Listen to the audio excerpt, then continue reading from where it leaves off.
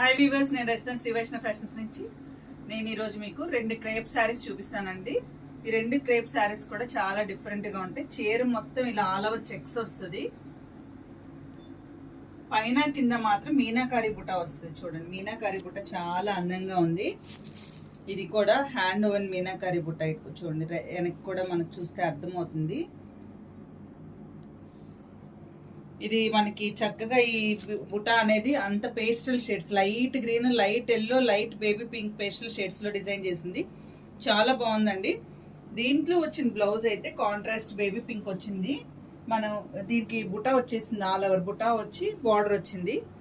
Interest ఉండి machine embroidery మీద హ్యాండ్కి ఆ బుట్ట ఒకటి వేయించుకుంటే మనం వైలెట్ కలర్ యూజ్ చేసి చాలా బాగుంటుందండి. హెవీగా వర్క్ చేయించుకొని అవసరం లేదు.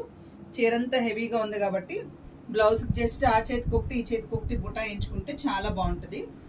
ఇందులో ఇంకొక కలర్ ఉందండి, బ్లూ అండ్ ఎల్లో కాంబినేషన్, అది కూడా చూపిస్తాను. చూడండి, పళ్ళు ఎంత రిచ్గా ఇచ్చారో, జరీ కూడా ఎంత ప్యూర్గా బాగుందో.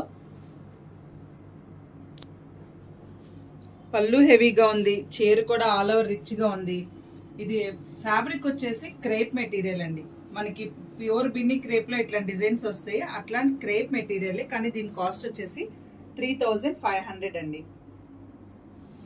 శారీ కట్టుకుంటే చాలా బాగుంటుంది. ఒక నిమిషం.